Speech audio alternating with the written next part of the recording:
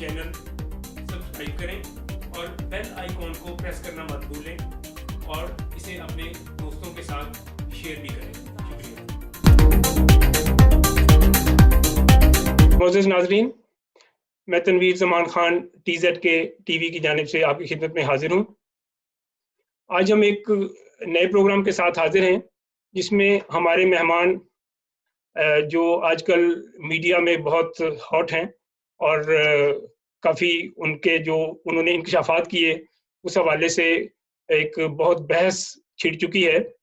तो उस हवाले से हम उनसे जो बातें करेंगे, हबीब जान बलोच जो हमारे साथ हैं, जो कि लियारी के रहनुमा हैं और सियासी आदमी हैं। उस हवाले से इनका माजी पीपल्स पार्टी का माजी है और इनका हाल हम इनसे पूछते हैं ये कहाँ पे हैं इस वक्त और इनकी सियासी स्टैंडिंग क्या है और लियारी के हवाले से जो इश्यूज हैं वो इस वक्त क्या हैं और आया ये सियासत सिर्फ लियारी तक है या ये सियासत कोई मुल्क के कोई उन तमाम जो पाकिस्तान के अंदर बहुत सारे ग्रुप्स या पार्टियां एक्टिव हैं उनके साथ इनका क्या लिंक है और अल्टीमेटली ये तब्दीली का जो देख रहे हैं वो कहाँ पे देख रहे हैं। आया ये सिर्फ लियारी को चेंज करना चाहते हैं या ये पाकिस्तान के अंदर कोई तब्दीली ला रहे हैं या कराची में ला रहे हैं।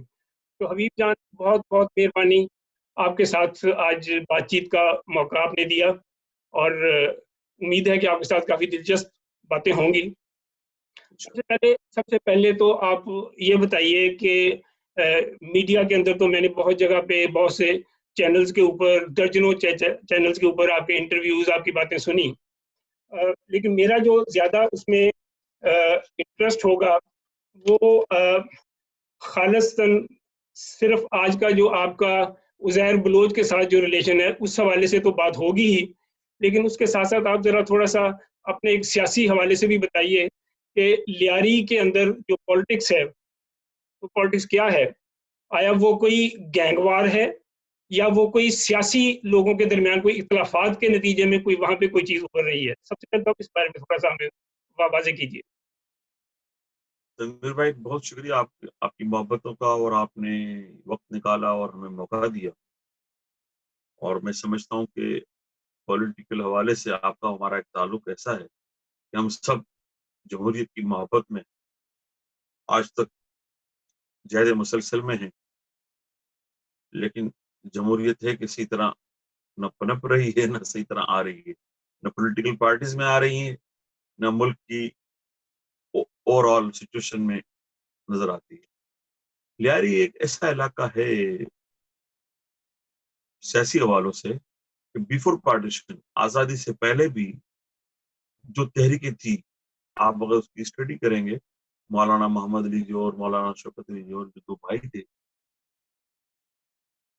तारीख की किताबों में लिखा है, बुजुर्ग बताते हैं कि वो लियारी के एक इलाके बगदादी में रहा करते। कायद आजम रहमतुल्लाह अलैह का आपका अपना आबाई ताल्लुक लियारी से है। और उस जमाने में जब बिफोर पार्टीशन अगर कोई जलसा करना होता था सिंध की हदूद में, तो सबसे बेस्ट जगह लियारी हुआ करती थी, जहाँ के लोग उस वक्त सियासी तौर पर इतने बाशऊर थे कि जो उन जलसों को जाकर रौनक बख्शा करते थे। यानी कि हमें ये भी ऑनर हासिल है कि उस जमाने में गांधी भी चाकीवाड़ा चौक लियारी जाकर मुख्तलिफ मीटिंगों से खिताब करते रहे हैं।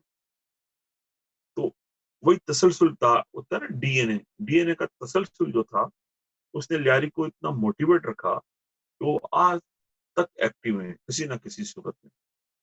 अयूब खान का दौर हो, उनका एक्टिव रोल था। फिर पाकिस्तान की जितनी भी आमरीत रही हो, लियारी का रोल बड़ा खूबसूरत और शानदार है। ये पूरा पाकिस्तान आमरीत के साथ खड़ा रहता था, तो लियारी एक वाइड छोटा सा इलाका था जो हमेशा जमहूरियत की बात किया करता था। हर मुजाहरे की रौनक, हर जलसे की रौनक, चाहे वो मजदूरों के जलसे हों, चाहे वो पॉलिटिकल पार्टीज का जलसा हो, लियारी के लोग बगैर किसी लालच के, बगैर किसी वाबस्तगी लियारी के लोगों के बारे में ये भी कहा जाता है कि लियारी के लोग जो हैं वो बड़े सेकुलर मिजाज के भी हैं कि जब उसके अंदर मिसाल ये दी जाती है कि बाबरी मस्जिद का जब वाकया हुआ तो उस बाबरी मस्जिद के वाक़े पर ہندوؤں کو اگر کہیں کسی جگہ کو کوئی پناہ گاہ تھی پورے پاکستان میں تو وہ لیاری کا علاقہ ہی تھا جہاں پہ وہ محفوظ تھے اور وہ اپنے آپ کو ہمیشہ سمجھتے تھے. تنویر صاحب میں آپ کا شکریہ ادا کروں گا، آپ نے اس بات کو یاد رکھا، اور یہ بات پاکستان کے لیے فخر کی ہونی چاہیے کہ جتنی مائنورٹیز ہیں وہ اگر محفوظ ہیں تو کراچی کے مضافات لیاری میں، مندر کی حفاظت ہو، اقلیت کی کوئی بھی زبان ہو، یعنی کہ اور کوئی بھی طبقہ ہو، جب کراچی پورا جلتا تھا لیاری کھلا رہتا تھا. آج بھی وہاں سب سے امن پسند قوم آغا خانی، بھوری برادری اور پاکستان کی جتنی زبانیں ہیں اس کے بولنے والے میرے لیاری میں رہتے ہیں. جبکہ آپ کو یہ جان کر حیرت ہوگی کہ ڈاکٹر عبد القدیر خان ہجرت کے بعد ابتدائی دنوں میں لیاری میں رہے. آپ نے جنگ میں باقاعدہ کالم لکھا لیاری کی خوبصورت یادوں کے نام پر. جسٹس سجاد علی شاہ، یہی بڑے بڑے نام ہیں. اور ذوالفقار علی بھٹو نے جب پولیٹیکل ڈیزائن کیا نئی پارٹی بنانے کا، تو یہ بتایا گیا ہمیں بزرگوں نے اور پیپلز پارٹی کے اس زمانے کے بانی ممبروں میں کہ بھٹو صاحب کی پرائرٹی لیاری تھی. وہ جانتے تھے کہ لیاری کے لوگ اگر مارکیٹ میں میدان عمل میں آ گئے اس کا پیغام بہت دور تک جائے گا، اور ثابت ہوا یہ. اور آپ جانتے ہیں کہ آج بھی بی سی ریڈیو پاکستان میں شاید سنا جاتا ہے کہ نہیں جاتا. میں یہ جانتا ہوں کہ ہمارے پان کے کھوکے، چائے کے کھوکے شام کو بی سی کی خبریں سنتے ہیں. میں پوچھتا ہوں کہ یار آپ لوگ کیسے لوگ ہیں؟ بولتے ہیں نہیں صاحب دنیا میں کیا ہوتا ہے پتہ چلنا چاہیے. تو یہ ایک ان کی کوالٹی ہے، اویئرنیس. اور پولیٹیکل میں آپ کو یہ دعوے سے کہتا ہوں تنویر کہ جتنے بھی وفاقی وزراء آج بیٹھے ہیں نا پی ٹی آئی کے ساتھ، جن کا 22 سال کا ہوم ورک کا دعویٰ کرتے ہیں، خدا کی قسم یہ ایک گدھا گاڑی والے ہمارے مزدور سے ڈبیٹ نہیں کر سکتے. تو پھر یہ گینگوار یہ سیاسی لوگ ہیں، وہ اگر اپنی آزادی کی بات کر رہے ہیں اور وہ اپنی ایک اپنے حقوق کی بات کر رہے ہیں، تو پھر یہ وہاں پہ یہ گینگ وار اور یہ کیسے آ گیا؟ یہ کیا یہ کوئی عزیر بلوچ کے کوئی گینگ ہیں یا آپ کا کوئی وہاں پہ کوئی گینگ ہے جو آپ کی فالوئنگ ہے وہاں پہ؟ تو کیا وہ اس کا ایک عمل دخل ہے وہاں پہ جس وجہ سے ایجنسیاں آپ کے خلاف ہیں، یا یہ کوئی ایجنسیوں کا یا سیاسی پارٹیوں کا کیا در ہے؟ یہ سب پاکستان کی اسٹیبلشمنٹ نے جب پیپلز پارٹی کو آپ کو پیچھے جانا پڑے گا ایکسکیوز کرنے کی کوشش کی اور ایک نیا گروپ کریٹ کیا ایم کیو ایم کی صورت میں یا مہاجر کی صورت میں، جس میں عصبیت اور تقسیم دکھائی گئی فیڈریشن کو کمزور کرنے کے لیے، پیپلز پارٹی کا راستہ روکنے کے لیے. ذوالفقار علی بھٹو کی شہادت کے بعد اس وقت کی اسٹیبلشمنٹ کا یہ خیال تھا کہ کراچی یا اندرون سندھ جو ہے مزاحمت زیادہ ہوگی. وہ جس طرح کی آپ کو علم ایم آر ڈی کی تحریکیں، مسلسل احتجاج، تو اس گروپ کو کریٹ کرنے کے بعد جن لوگوں کا یہ پروجیکٹ تھا وہ لوگ اپنی عمریں گزار گئے یا ریٹائرڈ ہو گئے، پھر یہ گروپ مادر پدر آزاد ہو گیا. ظاہر آپ جانتے ہیں کہ فورسز میں 3 سال کے پروجیکٹ ہوتے ہیں، اس کے بعد نیا آنے والا نیا پروجیکٹ لے کے چل پڑتا ہے. اب کیونکہ اس کی پیچھے جتنی طاقت اور قوت دی تھی اسٹیبلشمنٹ نے دی تھی اور ان کا دماغ کنٹرول سے باہر ہو گیا جنہیں تشکیل دیا گیا تھا، اور پھر آپ نے صورتحال دیکھی، تو میں سمجھتا ہوں کہ گینگ وار لیاری میں نہیں تھی، گینگ وار کراچی میں کریٹ کی. ایسا کیسے کریٹ کی گئی؟ مذہبی جماعتوں کے سامنے لایا گیا. جیسے جماعت اسلامی جب ان کی دوستی سے باہر آئی ضیاء الحق صاحب کی، تو جماعت اسلامی کو اس گروپ سے ٹکرایا گیا، اس کا نام متحدہ قومی موومنٹ یا الطاف حسین تھا. پیپلز پارٹی کو ایکسکیوز کرنے کے لیے شہری سیٹیں ان سے لینے کے لیے یہ چیزیں ہوئی. اب اس کے بعد جب وہ ایجنڈا تبدیل ہونے لگا اس گروپ کا، اسٹیبلشمنٹ کی دسترس سے وہ گروپ باہر ہو گیا اور وہ چلا گیا ہندوستان کے ہاتھ، را کے پاس.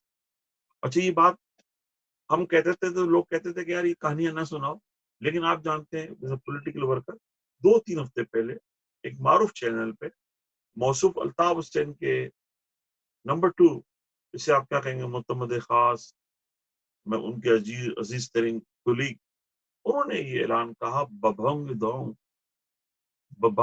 دہل، یہ وعدہ نہیں کیا، دعویٰ کیا کہ وہ 1992 سے ہندوستان کی ایجنسی را سے کیچی کیس لایا کرتے تھے اور الطاف کو دیتے. تو طے یہ ہوا کہ وہ پیسہ ظاہر زیورات لینے کے لیے الطاف حسین کے ناشتے اور دوپہر کے کھانے کے لیے نہیں دیا جاتا تھا، وہ پیسہ کچھ کرنے کے لیے دیا جاتا تھا. وہ کیا تھا کرنا؟ کراچی میں بوری بند لاشیں، فیکٹری میں جلانا، کارخانے بند کرنا. یعنی کہ پاکستان کا جو معاشی ہب تھا، 70% ریونیو دینے والا شہر، اس کو کسی طرح سبوٹاس کیا کیا گیا. آپ کا مطلب ہے کہ یہ جو اسٹیبلشمنٹ تھی، جیسے ہم نے مشرف کے زمانے میں بھی دیکھا، وہ جب مکہ دکھاتے تھے اور اپنی طاقت ادھر ایم کیو ایم کو بتاتے تھے، تو کیا یہ اسٹیبلشمنٹ بھی اس میں ساری ایک طرح سے ساتھ وہاں پہ ملی ہوئی تھی ایم کیو ایم کے؟ یہ تو دیکھے نا کہ آپ نے موقع کی بات بڑی پیاری کی. میں نے ایک چھوٹا سا پروگرام دیکھا تھا، وہ آج بھی میرا خیال ہے یوٹیوب پر موجود ہوگا. اسی مشرف نے کہا تھا حامد میر کے پروگرام میں کہ الطاف کو اس نے ملک دشمن قرار دیا تھا، اور یہ بھی کہا تھا کہ میرا بس چلے تو میں اسے گولی مار دوں یا ٹھوک دوں. ہم نے وہ پروگرام دیکھا، ہمیں خوشی بھی کہ چلو اسٹیبلشمنٹ نے رویہ تبدیل کیا ہے. لیکن اچانک مہینے 2 مہینے میں حالات کیا تبدیل ہوئے. مشرف صاحب کا ایجنڈا بڑھتا چلا گیا اقتدار سے چمٹنے کا. پھر انہوں نے اسی الطاف سے کمپرومائز کیا، کیونکہ جیسے میں نے کہا نا، الطاف ان کی آکسیجن بنا. اب میں سمجھتا ہوں کہ ٹھیک ہے، ضیاء الحق نے الطاف کو بنایا ہوگا، وہ اتنا مضبوط نہیں تھا، لیکن جب تیسری اسٹیبلشمنٹ جو آئی مشرف کی صورت میں، اس نے تو ان کو اتنا مضبوط کر دیا کہ جناب یہ خوش ہوتے تھے. میں نے خود سنا ہے کہ دیکھا پنجابی آ کے کیسے بھائی کے گھر کے باہر کھڑے تھے. یعنی ہوتا ہے نا دلی ذہنی تسکین جو ہونا، وہ تو کیا باقی سے یہ دگن. جو لیاری میں جو بلوچ آباد ہیں بہت سارے، کیا یہ صرف بلوچ کو وہاں پہ ٹارگٹ کیا جا رہا ہے، یا یہ لیاری کے تمام ایسے عوام کو جو کہ وہاں پہ سیاسی طور پہ ایک تنویر ایسا تھا کہ جب کراچی کی لیاری نے ایک وقت تک 2018 کے الیکشن تک پاکستان پیپلز پارٹی کی سیٹوں کا تحفظ کیا جمہوریت کے نام پر، پریس فریڈم کے نام پر. انفارچونیٹلی بی بی کی شہادت کے بعد situation has change, you know that. اب آصف علی زرداری صاحب آئے، وہ ایک کمرشل بیپاری قسم کی سیاست کرنے لگے، جسے انہوں نے نام دیا مفاہمتی سیاست. وہ مفاہمت نہیں تھی، بلکہ میرا خیال تھا وہ تجارتی سیاست کی. تو اس کے بعد اب ان کا ایجنڈا کچھ اور چل رہا تھا پیچھے سے. یہاں لندن میں جب آ گئے تھے کہ جناب کی کراچی پہ کیوں نہ ایک نئی ریاست بنائی جائے جو بنگلہ دیش کی صورت میں بنی تھی. دشمن سے روابط ان کے بڑھنے لگے، اور صرف واحد علاقہ تھا لیاری جہاں کا ایک ایم این اے اور 2 M P A M Q M کے نہیں تھے. اب پورے شہر میں ایک ایم این اے اور 2 ایم پی ایم کے ہاتھ میں نہ ہونا، تو شاید بین الاقوامی قوتیں چاہتی ہوں کہ ہمیں تو پورا سالم بکرا کھانا ہے، پورا کرا دی. اور بات کے حالات نے ثابت کیا کہ انہوں نے برطانیہ کو بھی خط لکھا، انہوں نے امریکہ کو بھی خط لکھا کہ جی اردو بولنے والوں کا طبقہ آپ کے ساتھ ہے ایز اے اسپیشل فورس، جب آپ حکم کریں گے ہم حاضر ہیں. آپ نے دیکھا. اور پھر امریکنز کے روابط بڑھے ان سے، برٹش کے روابط بڑھے، اور جو سازشیں تھی پیچھے ہندوستان بھی تھا. تو میں سمجھتا ہوں کہ اب پرابلم کہاں شروع ہوئی کہ شاید الطاف اگر اعتماد میں لے لیتا، کیونکہ وہ ان کا خفیہ ایجنڈا تھا، تو ہم شاید مزاحمت نہ کرتے. کیونکہ مزاحمت تو ایکچولی ریاست کو کرنی تھی، پاک فوج کو کرنی تھی، آئی ایس آئی کو کرنی تھی، ایم آئی کو کرنی تھی، پولیس کو کرنی تھی. پھر اسی دوران جب بھانڈا بیچ چوراہے میں پھٹا، تو آپ کو یاد ہوگا جنرل نصر اللہ بابر کا آپریشن 19 جون 1992. اس آپریشن کے بعد کامیابی سے گزرا. پھر اسٹیبلشمنٹ کا مائنڈ چینج ہوا بی بی کی حکومت کی معزولی کے بعد. اس آپریشن میں اسی کے ایک دھڑے نے جس کا نام تھا ایم کیو حقیقی، اس وقت اسٹیبلشمنٹ کا ساتھ دیا اور آپریشن ہوا اور ان کی کمر توڑی گئی. جس کا فائدہ یہ ہوا کہ ان کی جدوجہد پھر 10 سال پیچھے چلی گئی الطاف حسین والوں. لیکن پھر اسٹیبلشمنٹ کا ذہن تبدیل ہوا. یہ تو اتفاق سے خدا کا کرنا ہوا کہ جنرل رائل شریف آ گئے.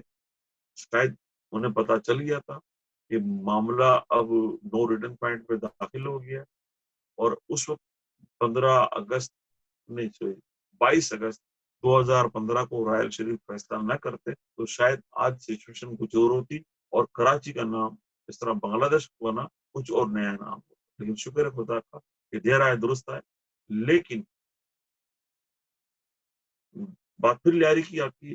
اس سارے معاملات کے دوران لیاری مزاحمت کرتا رہا، الطاف کے ایجنڈے کے خلاف فرنٹ لائن دیوار بن کر کھڑا رہا، اور جتنے لوگ شہر میں شہید ہوئے اس دور میں، کراچی کی کوئی سڑک، کراچی کا کوئی چوراہا، کراچی کا کوئی پارک ایسا نہیں تھا جہاں سے بوری بند لاشیں نہ ملی ہوں. تو لیاری عزیر بلوچ حملہ، کیسے ہوئے اس سارے سلسلے میں؟ عزیر بلوچ وہاں پہ کیسے ان کا ابھار ہوا؟ عزیر بلوچ یوں سمجھے کہ جیسے سی آئی اے نے طالبان بنائے اور اس کے پیچھے فنڈنگ کے لیے سعودی عرب کو لگایا، پاکستان کے مفاد انوالو ہو گئے، کیونکہ ایک چیز تو اچھی تھی کہ رشیا نے ہندوستان کی مدد کی تھی مشرقی پاکستان کو توڑنے میں. تو یہ ایک انٹرنیشنل ایجنڈا ہے، اس پہ میں آپ سے کیا ڈیبیٹ کروں، آپ اچھی طرح جانتے ہیں. تو اس طالبان کے بنانے میں جس طرح ہمارے لوگوں نے رول پلے کیا، تو کراچی میں جب میں نے الیکشن لڑا میں جیت گیا اور پھر ہروا دیا گیا کہ آپ وہی کو کیونکہ ہم نے پیپلز پارٹی کے ٹکٹ پہ الیکشن لڑے تھے یا انڈیپینڈنٹ لڑے تھے؟ لڑا بالکل. میری جو سیٹ تھی وہ آدھی لیاری کی تھی، آدھی شہری سیٹ تھی. میرا جتنا ان کے لیے ایک عذاب بن گیا ایم کے لیے، اگر آج یہ جیت گیا تو کل تو ان کا جو دعویٰ تھا کہ پورا شہر ہمارا ہے تو 85 سے اور 10% مائنس ہو جائے گا. تو انہوں نے قتل و غارت پوری کا بازار گرم کیا. پھر جو کمپرومائز مفاہمت ہوئی زرداری کی تو ہمیں تسلیم کرنا پڑا کہ جی چلو ٹھیک ہے، کراچی کے امن کے لیے زرداری صاحب نے کہا، ہم نے کہا نو پرابلم، شہر کا امن ہے. لیکن پیچھے تو کہانیاں کچھ اور تھی جو میں محمد سمجھا نہیں. انور نے عزیر بلوچ وہاں پہ عزیر بلوچ کو بنانے والے آپ کا خیال ہے جو آپ کہہ رہے ہیں کہ کوئی پیچھے ہاتھ تھا جو بنا رہا تھا عزیر بلوچ کو، آپ نے طالبان سال اس حوالے سے دی؟ عزیر بلوچ کو لیاری ہی کے لوگ بنا رہے تھے، جی سچویشن بنا رہے تھے. کاش ہمارے پیچھے کوئی بڑی ایجنسیاں ہوتی تو پرفارمنس تو زیادہ اچھی ہوتی. یہ الطاف کی کہانی کب کی وائنڈ اپ ہو چکی ہوتی. لیکن کیونکہ اب مقامی لوگ، لیاری کے لوگ، دھرتی پر قبضے کا مسئلہ آ گیا. نبیل قبول کی صورت میں ایم کیو ایم کا نیا الائز بن کر آیا، ارشد پپو، کچی رابطہ کمیٹی، دوسرے گروپ وغیرہ وغیرہ. تو لیاری کے لوگوں کو آنکھ کھولنا کافی تھا. یہ تو ہماری زمین بھی جا رہی ہے اور ہم سے ہمارا سب کچھ جا رہا ہے. وہ وحشت و دہشت بربریت ہمیں اچھی طرح یاد ہے. تو اگر پیپلز پارٹی مفاہمت کرتی رہی اور لیاری کے لوگ بھی اس مفاہمت کے نام پر قتل ہوتے رہتے، مزاحمت نہ کرتے، تو آج سچویشن بالکل چینج ہوتی. میں سمجھتا ہوں کہ لیاری کے لوگوں کا بڑا کردار ہے. آپ نے پیپلز پارٹی چھوڑ دی تو جی کیوں آپ نے چھوڑی؟ کیوں آپ نے کوئی اس کے اندر کوئی آپ کا کوئی اصولی اختلاف ہوا یا کوئی بغض معاویہ میں آپ نے چھوڑی؟ ہو گئے تھے تنویر صاحب، بی بی کی شہادت کے 8ویں دن ہی ہماری جھڑپ ہو گئی تھی زرداری صاحب کے ساتھ. امین فہیم، جہانگیر بدر اور اس وقت جو لوگ تھے ہمارے کراچی کے اینڈی خان صاحب وغیرہ نے کہا کہ یہ نہ کرو. راجہ پرویز اشرف بھی تھے لیکن میں نے ان سے اس زمانے میں تعلقات خیر اب بھی اتنے وہ نہیں کلوز نہیں ہے کہ میں ان کو جانتا تھا، وہ بھی جانتے تھے بائی نیم. ایسا نہیں تھا کہ آپ کو ٹکٹ نہیں دیا گیا اور اس وجہ سے کچھ سلسلہ ہوا، آپ کے آدمی کو کسی کو ٹکٹ نہیں؟ آپ نے بڑا اچھا سوال کیا ہے. وہ آج کل وہ جو ایک ہے Rehman Malik, G B be کے سینڈیکیٹ ہیں، بی بی کے مرڈر میں ان کا میں سمجھتا ہوں بڑا رول ہے. وہ کہہ رہے کہ جی ہمیں ٹکٹ نہیں ملا تو ہم نے پارٹی چھوڑ دی. اس گدھے کو کوئی کہے، پاگل آدمی کو، کہ بی بی نے تو مجھے خود ٹکٹ دیا تھا 2007 میں جب ہم ساتھ گئے تھے یہاں سے 18 اکتوبر کو 2007 میں. I was the ticket holder اور میں نے 2008 کا الیکشن اسی ٹکٹ پہ لڑا. اب 2013 کے الیکشن تو ہم نے ٹکٹ ہی اپلائی نہیں کیا کہ ہم نے ہی فارمولا بنایا تھا. جب امن کمیٹی کے کہنے پر، عزیر کے کہنے پر، بزرگوں کے کہنے پر پیپلز پارٹی 3 ٹکٹ دیتی ہے، ثانیہ ناز، شاہجہان بلوچ اور جاوید ناگوری، تو اگر میں لڑنا چاہتا تو کیا ان کا باپ روک سکتا تھا؟ نہیں. ہم نے ہی کہا تھا کہ کوئی باہر کا آدمی الیکشن نہیں لڑے گا لیاری سے. باہر سے مراد نبیل قبول پہلے لڑتا رہا ہے، پھر آپ آ جائیں اویس مظفر ٹپی جن کی خواہش تھی کہ لڑیں. اور میں نے کہا میں خود لندن رہتا ہوں، میرا پرماننٹ ایڈریس لندن کا ہو گیا ہے، لیاری میں وقتی طور پہ آتا ہوں، تو میں نے بھی الیکشن نہیں لڑنا. اور میرے بچے چھوٹے ہیں، ان کی ایجوکیشن کی پرابلم ہے، حالانکہ اسے ڈیول نیشنلٹی کا بھی پرابلم نہیں تھا تنویر صاحب، ٹھیک ہے نا. تو لوگ بڑے خوش ہوئے یار یہاں لوگ لڑتے مرتے ہیں اور ہم بادشاہ بنے ہوئے، ہمارے کہنے میں ٹکٹیں مل رہی ہیں. اور یہ صاحب سے مراد حمید خان الیکشن کہتا میں نے نہیں لڑنا. شاید اسی وجہ سے میرا کردار بڑا ہے انہوں نے میری اس چیز کو پسند کیا اور میں نے کہا کہ ہم 5 نکاتی ایجنڈا لے کے چلیں گے. جو بی بی کا ایجنڈا تھا 5E مینیفیسٹو تھا بی بی کا, امپلائمنٹ, ایجوکیشن, انرجی, انوائرمنٹ اور اسپورٹس, اس ٹائپ کی چیزیں تھی. تو اب میری ٹکٹ کو کہاں اب سے آ گئی؟ بعض جگہ پہ آپ کے بارے میں اب یہ بھی کہا جا رہا ہے کہ آپ سیکریٹولی آپ پی ٹی آئی کے ساتھ بھی اندر سے پہلے ملے ہوئے تھے اور آپ پیپلز پارٹی کے ساتھ بھی تھے. تو یہ کیا آپ کے پاس کیا وضاحت ہے اس کی؟ یہ ایک بات بہت زیادہ عام ہوئی. ہاں, یہ ایک بات ان کی کسی حد تک درست نہیں ہو سکتی ہے کہ جب میں نے محسوس کیا, میں نے سے مراد ہماری کچن کابینہ جس میں ظفر بلوچ شہید کا نام سر فہرست آتا ہے, شام کو جب ہم بیٹھتے تھے تو ڈسکس کیا کرتے تھے. ہم حریم شاہ کے اور کنزل کھٹک کے ڈانس نہیں دیکھتے, آج تک تو میں نے کوئی ایسی چیز بھی نہیں دیکھی الحمدللہ. جب بھی بیٹھتے ہیں آپ کے ساتھ ہو کسی, ہم تو بیٹھ کے ڈیبیٹ ہی کرتے ہیں. تو ہم نے محسوس کیا کہ یار کوئی گڑبڑ ہونے لگی ہے ہمارے ساتھ, تو ہمیں حفاظتی طور پہ ڈیم بنا لینا چاہیے, بند دیوار بنا لینی چاہیے. تو میں نے اپنے لوگوں سے کہا کہ ایک عام تصور یہ تھا کہ لیاری سے کوئی پارٹی پولیٹیکلی جیت نہیں سکتی. لیاری جو ہے بھٹو کا گڑھ ہے, جو ہے اب بھی. تو ہم نے کہا ان کے ذہن سے, کیونکہ وہ ٹپی والا جب میٹر آیا نا, ہم پہ بڑا پریشر آیا تھا. اب بتائیں کہ ٹپی کہاں کا پولیٹیکل ورکر, ہم نے یہ 20,000 مظاہرے کی, ٹپی تو کسی میں نہیں آیا. اب وہ کسی کا بھائی ہونا, کسی کا منہ بولا بھائی ہونا, رشتے دار ہونا, اور پولیٹیکل جدوجہد آپ اور میں کروں, بینر ہم لگائیں, پوسٹر ہم لگائیں, خدمتیں ہم کریں, دریا ہم بچھائیں, کرسیاں ہم لگائیں, اور پھر ٹپی آ کے ہم, تو ہم نسل در نسل غلام تو نہیں ہیں, نہ مغلوں کی فورس کی سر. تو ہم نے کہا کہ کیوں نہ تمام پولیٹیکل پارٹیز کو انوالو کیا جائے, کیونکہ متحدہ کا پریشر بہت بڑھتا جا رہا تھا. اور متحدہ کے کچھ لڑکے ہمارے ساتھ آ کر مل گئے تھے جنہوں نے ہندوستان سے ٹریننگ لی, تو وہ ہمارے لیے آئی اوپنر چیز ہے. تو پھر ڈیسائیڈ کیا ہم نے ہماری کچن کابینہ کہ ہم لیاری میں دیگر پولیٹیکل پارٹیز کی ایکسس کو یقینی بنا. پھر مسلم league known I, P T I تو اس زمانے میں سانس لے رہی تھی, ہم نے ان کو بھی سپورٹ کیا, کیونکہ نیازی برادری ہمارے یہاں حلقے میں پیچھے کی سڑک پر ٹرانسپورٹ وغیرہ رہتے ہیں. تو یہ میرا قصور نہیں تھا, بلکہ یہ ہماری دور اندیشی تھی. جس طرح امریکن CIA پلان کرتی ہے, برٹش ایجنسیاں پلان کرتی ہے, تو کتابیں پڑھ کے بی بی شہید کے ساتھ رہ کر اتنا تو ذہن ہمارا بڑھ گیا تھا کہ ہم آنے والے سیلاب کو, آنے والے زلزلوں کو روکنے کے لیے حفاظتی تدابیر کیا اختیار کریں. تو وہ شاید اس وجہ سے کہتے ہوں, کیونکہ جب ان کے مظالم بڑھتے چلے گئے, آپریشن کے نام پر ہمیں مارا جانے لگا, کیونکہ رحمان ملک کی خواہش تھی کہ بس اقتدار بچا رہے, زرداری کا سنگ مرمر کا محل آباد رہے, اور اس کا آئل فار فوڈ پروجیکٹ چلتا رہے, پراپرٹیاں بنتی رہیں. یہ 5 کروڑ کا کہانی کیا ہے کہ 5 کروڑ دیا گیا, لیکن آپ نے اس کا پچھلے 5 سال میں کبھی ذکر نہیں کیا. آپ نے اس کا واقعے کا جو ٹائم بتایا وہ 2015 ہے, لیکن ہے کہ اس کا آپ نے بیچ میں کبھی پہلے ذکر نہیں کیا. سر میں نہیں کہنا چاہتا تھا, میں اب بھی نہیں کہنا چاہتا, لیکن میں نے محسوس کیا کہ سازشی عناصر, پاکستان کے دشمن اپنی نااہلیوں کو ڈھابٹ کرنے کے لیے ہم جیسے پولیٹیکل لوگوں کا استعمال کرنا ہے. تو میں نے بڑا سوچا, پھر گرم چائے پی, پھر سوچتا رہا.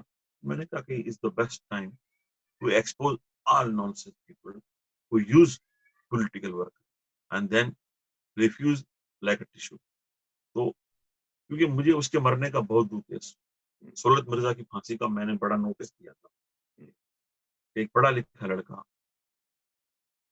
گریجویٹ, ماسٹر, نوکریوں کے چکر میں بہتر مستقبل کے لیے کسی ملک دشمن الطاف حسین جیسے کا ہاتھ میں استعمال ہوا اور پھانسی کے پھندے پر جھول گیا.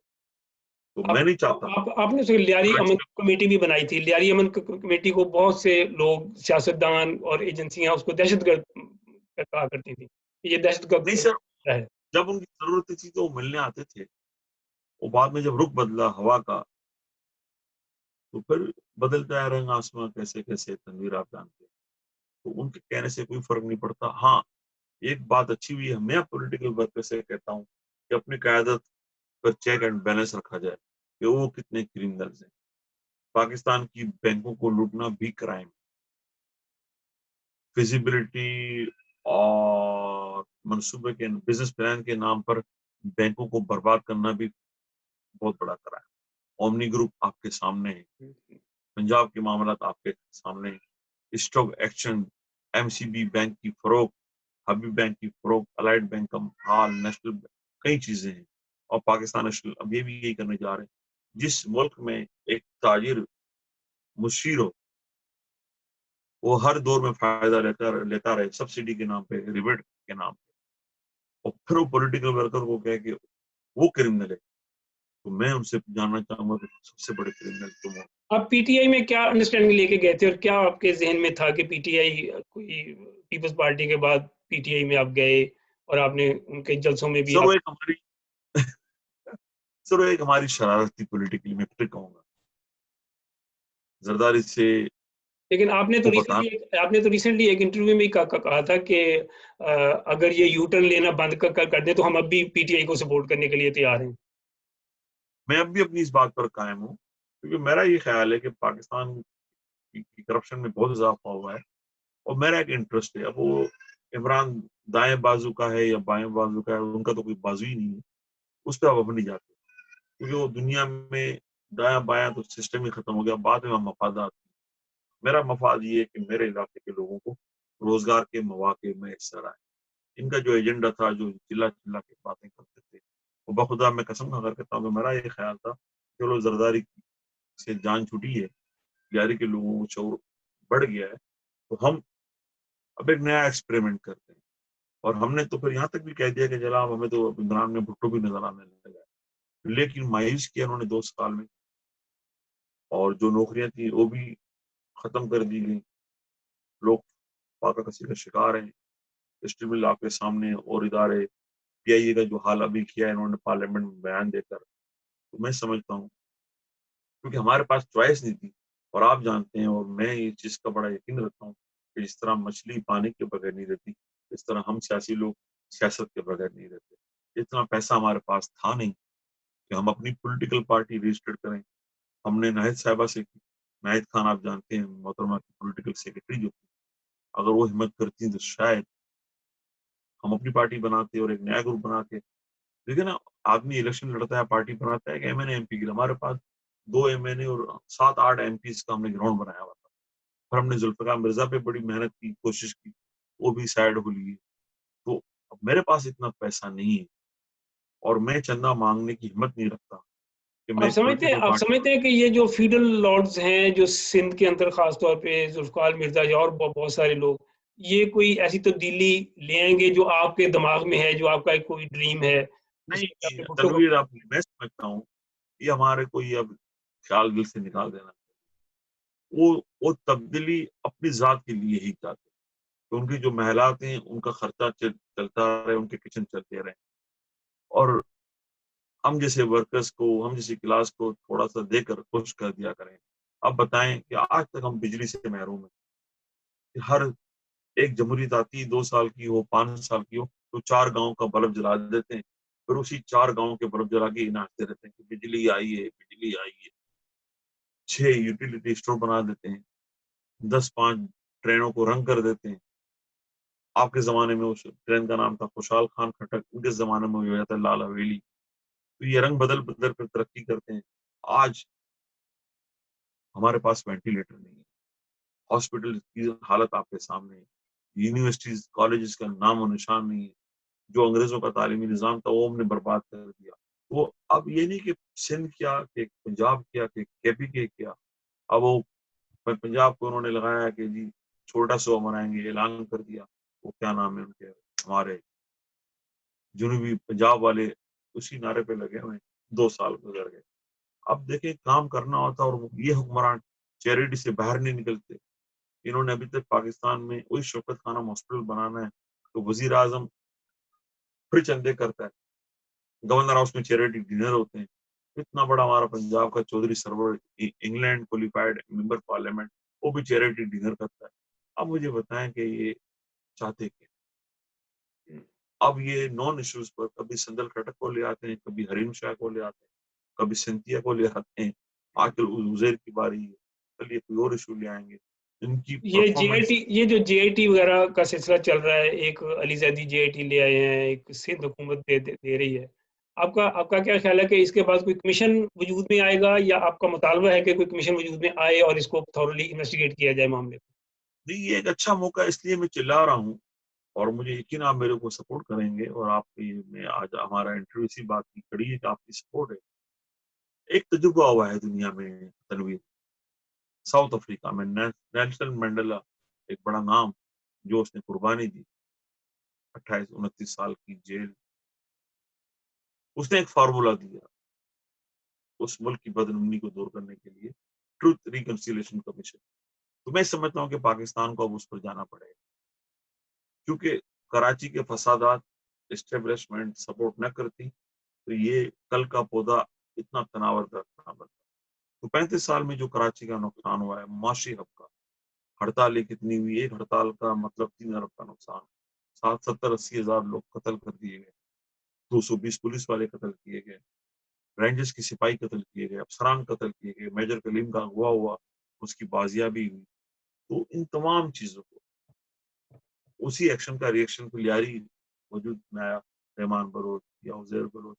تو اب آپ بتائیں میرے جیسا پولیٹیکل ورکر اسے کیا ضرورت پیش آئی تھی کہ وہ رحمان کو حل کرے؟ تو آپ اب کیا سوچتے ہیں کہ دیکھیں، اب آپ نے کہا کہ پی ٹی آئی جو ہے وہ بھی کوئی مسائل کا حل نہیں ہے، وہ بھی چیریٹیوں پہ لگے ہیں اور وہ چھوٹے چھوٹے مسائل پہ لگے ہیں، ان کی کوئی سوچ نیشنل اس حوالے سے ہے نہیں۔ پیپلز پارٹی سے بھی آپ کا ایک بڑا ایکسپیرینس ہوا اور آپ نے سمجھا کہ وہ بھی نہیں۔ نون کا ایک اپنا ایک ریکارڈ ہے۔ اس کا مطلب ہے کہ تینوں فورسز جو ہیں وہ پاکستان کے عوام کے مسائل کا حل یہ کرنے میں ان کے پاس کوئی ایسے فارمولے نہیں ہے کہ یہ لوگوں کے مسائل حل کر سکیں، یہ اپنی جیب میں لے کے آتے ہیں، اپنے مسائل کو حل کرتے ہیں، ذاتی مسائل کو، میں قوم کے مسائل نہیں بتاؤں، کرتے۔ انٹرسٹ دیکھیں، آج وزراء چلا رہے تھے ٹاک شوز میں کہ انہوں نے جی کنسٹرکشن کی انڈسٹری میں انقلاب برپا کر دیا، اور ان کا یہ خیال ہے کہ کنسٹرکشن کے انقلاب سے مسائل حل ہو جائیں۔ ایک بلڈنگ 5 منزلہ بنائیں، 10 منزلہ بنائیں، 20 منزلہ بنائیں، وہ 2 سال کے بعد ختم ہوگی، کام ختم ہو جائے گا، پھر آپ کیا کرو گے؟ مستقل بنیادوں پہ ان کے پاس کوئی حل نہیں۔ میرا یقین ہے اس پروجیکٹ کے پیچھے بھی کسی دوست کا فائدہ ہے، کسی نہ کسی دوست کا، وہ چاہے عقیل کریم ڈیڈی ہو، عارف حبیب ہو، ملک ریاض ہو، یا کوئی اور بلڈر ہو، یا نئے بلڈر کریٹ ہو جائیں۔ آج انگلینڈ میں آپ رہتے ہیں تنویر، میں بھی رہتا ہوں، ہم جاتے رہتے ہیں سپر مارکیٹس میں، ہائی اسٹریٹ پہ، میڈ ان بنگلہ دیش کے لیبل کے کپڑے ہر جگہ بہترین کوالٹی کے دستیاب، ان کی ایکسپورٹ اس وقت بنگلہ دیش کاٹن گارمنٹ سٹی بنا ہوا ہے، ورلڈ کو سپلائی کرتا ہے، میڈ ان انڈیا، چھوٹی چھوٹی چیزیں۔ آج ہمارے پاس کین فوڈ، ہماری فش پچھلے 20 سال سے بین ہے، یورپ میں نہیں آ سکتی ہائیجینک کے نام۔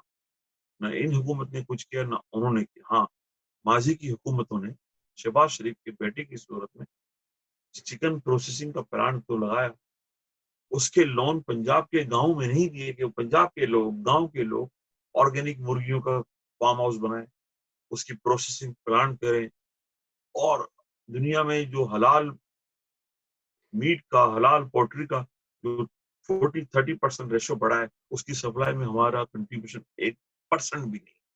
سی فوڈ تو ہماری آئی نہیں رہی، یہاں جو سی فوڈ ہم لیتے ہیں وہ بنگلہ دیش کی ہے۔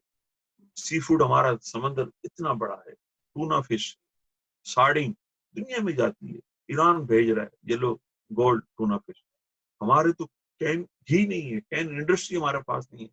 ہمارا ٹماٹر ڈیلی لاکھوں ٹن ضائع ہو جاتا ہے پنجاب میں، آخر میں آپ یہ بتائیے کہ آپ کو عزیر بلوچ کو اکٹھے بریکٹ کیا جا رہا ہے اور ایک گینگسٹر کے طور پہ پورے ملک میں پورٹری کیا جا رہا ہے، آپ اس بارے میں آپ اس سارے سلسلے سے کیسے نکلا ہوا اپنے آپ کو فیل کر رہے ہیں کہ یہ آپ کو دھکیلا جا رہا ہے، یا یہ کیا ہے؟ یہ دیکھیں، میں نے جو قصے کہانیاں دیکھی ہیں، پڑھی ہیں انگریزوں کے زمانے کی، کہ ہر کامریڈ کے ساتھ یہی ہوتا رہا ہے، تو میں خوش ہوں کہ سلسلہ وہی ہے جو چل رہا ہے، ریپیٹ ہو رہا ہے۔ اور آج جو کچھ ہوا عدالتوں میں، یہ خوفزدہ ہیں کہ ہم نے ان کی چوریوں کو، ان کی لوٹ ماری کو، ان کے عزائم کو بے نقاب کیا۔ میں سمجھتا ہوں کہ پاکستان کی سوشل میڈیا کے بڑھتے ہوئے معاملات پر نوجوان نسل کو سوچنا پڑے گا، اور پولیٹیکل ورکر کو اپنا الائنس بنانا ہوگا، پھر وہ ورکر کسی بھی گاؤں کا ہو، کسی بھی شہر کا ہو، کہ اپنے مفادات اب پولیٹیکل ورکر کے مفادات کیا ہے کہ ملک کی خوشحالی، انصاف کی فراوانی ہر گھر تک ہو، روزگار کے مواقع ہر ایک کو میسر ہو. یہ نہیں کہ چودھری کا بیٹا جو ہے اس کے لیے تو کوٹا ہے کہ باپ ایم پی بنے گا تو اس کے کوٹے پر ایس پی لگ جائے گا، ڈپٹی کمشنر لگ جائے گا. یہ مواقع نچلی سطح پر بھی آنے چاہیے، اور ورکنگ کلاس اور لیبر کلاس، مڈل کلاس کو یہ اتحاد کرنا ہوگا آپس میں. اور تجربے ہوتے رہتے ہیں. عمران خان سے ایک فائدہ ضرور ہوا کہ ایک کلاس نئی ڈیموکریٹک پروسیس میں شامل ہوئی ہے. اب میری ان سے درخواست ہوگی کہ عمران کے تجربے کے بعد دل برداشتہ نہ ہو، آپ پولیٹکس میں رہیں، آپ اپنے سے نیچے لوگوں کو اویئرنیس دیں. جتنی اویئرنیس بڑھے گی تو میرا خیال ہے کہ اگلے 10-15 سال میں سلسلہ آگے کی طرف بڑھتا رہے گا. کہ میں نے سنا آپ کے جو گینگ کا امیج ہے، اس کو تو ظاہر ہے کہ سیاسی پارٹیوں نے استعمال کیا بہت زیادہ. تو یہ آپ اب وہ اسی امیج کے ساتھ آپ کی ہمدردیاں کے لیے یہ وہاں پہ ان کی سپورٹ کے لیے جلسے ہو رہے تھے. ظاہر ہے کہ کوئی پیچھے ایک سپورٹ ہے یا پیچھے کوئی ایسی پاور ہے، کوئی ایسی آپ کے طاقت ہے جو کہ اس سارے لوگوں کو موبلائز کر کے لے کے آتی ہے. تو وہ جو اس ساری سپورٹ کو، سارے سلسلے کو جو ایک گینگ کے ساتھ ایک جو پریکٹ کیا جا رہا ہے، اس امیج سے آپ سمجھتے ہیں کہ آپ اس میں پھنس جائیں گے یا آپ اس میں سے ایک امیج کو چینج کریں گے؟ آپ کا امیج کیسے چینج ہوگا؟ دیکھیں، میرا یہ خیال ہے کہ میں ان کا مشکور ہوں، ان کی بیوقوفیوں کا. انہوں نے اس امیج کا برانڈ تو بنا دیا، ہم نے یہ برانڈ انہی کے خلاف استعمال کیا. اگر الطاف اپنے سارے نہ کردہ جرائم لیاری پہ مسلط نہ کرتا تو شاید لیاری ان کے خلاف اتنا نہ جاتا. تو انہیں نہیں اندازہ تھا کہ مزاحمت کوئی بھی کر سکتا ہے. ایسے میں نے کہا کہ میرا کوئی تعلق ہی نہیں تھا، ہم نے ڈائیورٹ ہو کے اپنا راستہ تبدیل کیا. تو ہم نے سنا تھا کہ دل سے برا کہو، ہمت سے برا کہو، یا ایسی بدوائیں دو. تو ہم نے کہا ہم بدوائیں نہیں دیں گے، عملی طور پہ آئیں گے. تو یہ بھی ایک تاریخ کا حصہ ہوگا. اگر کوئی لکھنے والا اچھا ہوا تو وہ لکھے گا کہ ایک حبیب جان تھا، چھوٹا سا کام دھندا کرتا تھا، شہید بے نظیر کے ساتھ تھا، حالات ہوئے، پھر اس نے یہ کیا. تو میرا یقین ہے کہ بقول بھٹو صاحب کے آخری کہہ کا ہم ڈرائیں گے. جب ذوالفقار علی بھٹو کو پھانسی دی جا رہی تھی تو اس وقت کی اسٹیبلشمنٹ یہ نہیں جانتی تھی کہ یہ مر کر بھی زندہ رہے گا اور وہ زندہ رہ کر بھی مر جائیں گے. تو میں سمجھتا ہوں کہ تاریخ خود دہرائے گی اپنے آپ کو. بہت شکریہ حبیب جان، بہت شکریہ آپ کی باتوں کا، بہت مزہ آیا. تھینک یو ویری مچ آپ کے آنے کا، بہت شکریہ. السلام علیکم. ٹی زیڈ کے T V YouTube channel Tanveer Zaman Khan کا یوٹیوب چینل ہے جہاں پر آپ مختلف موضوعات پر ترقی پسند اور روشن خیال نقطہ نظر جان سکتے ہیں. اسے سبسکرائب کیجیے اور چینل کو سپورٹ کیجیے.